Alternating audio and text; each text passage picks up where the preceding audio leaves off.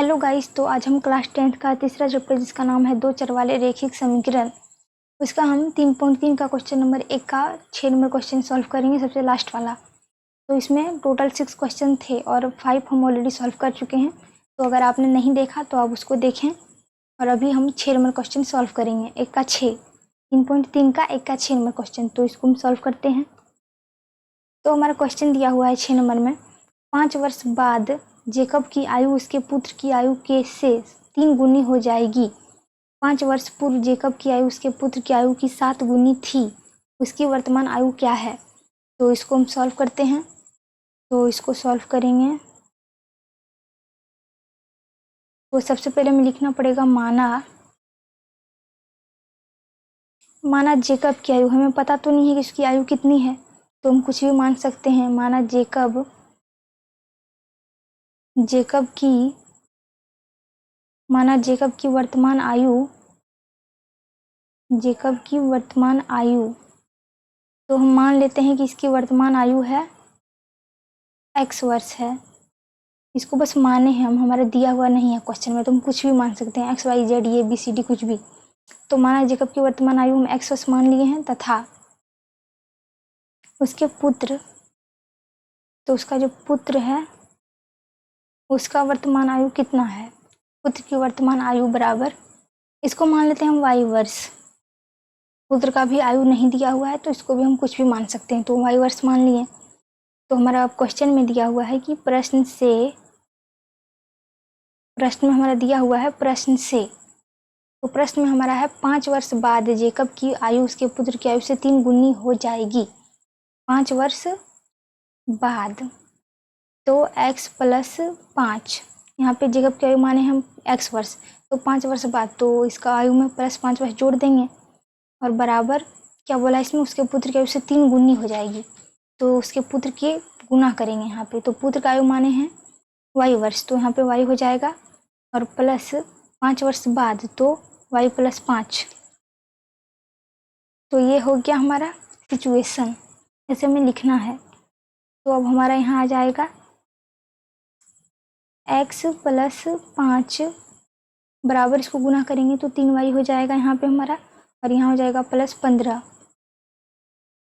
तो यहाँ हो जाएगा हमारा x माइनस 3y बराबर, इसको घटाएंगे तो 15 माइनस 5 हो जाएगा।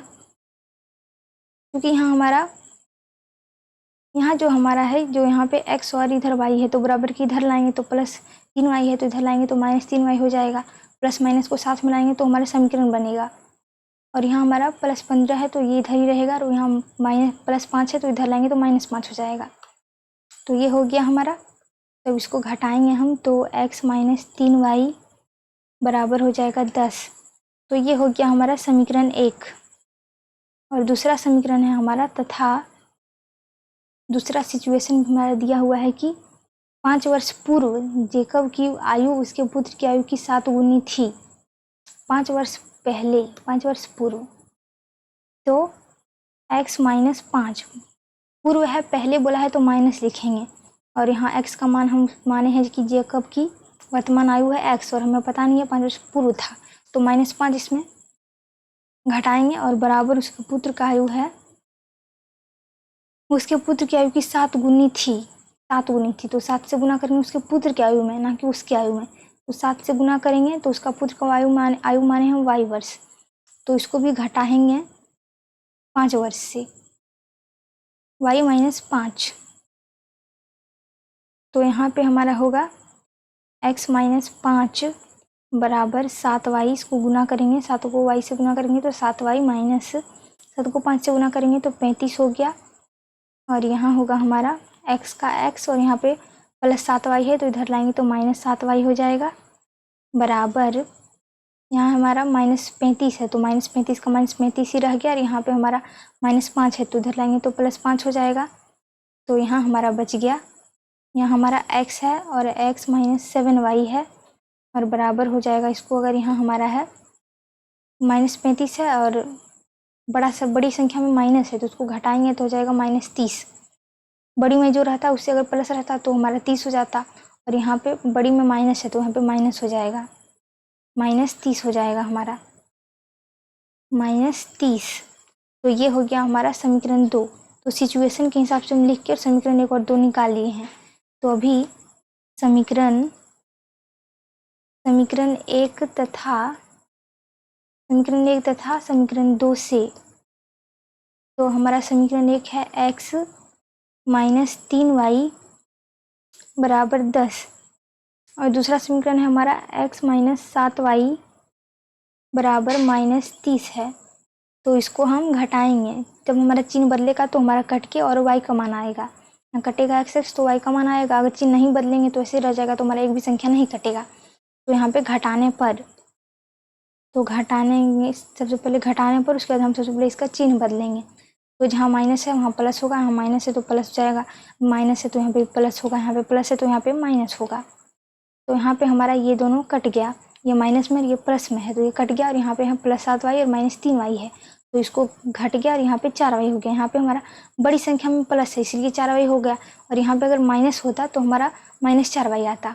और यहाँ पे हमारा है 30 और 10 हो जाएगा तो 40 है। तो यहाँ पे बड़ी संख्या में प्लस है तो प्लस तो लिखेंगे, नहीं भी लिखेंगे तो चलेगा, क्योंकि नहीं लिखने पर हर संख्या प्लस ही होता है। और यहाँ पे अगर बड़ी संख्या में माइनस होता है, यहाँ पे भी -40 आता हमारा।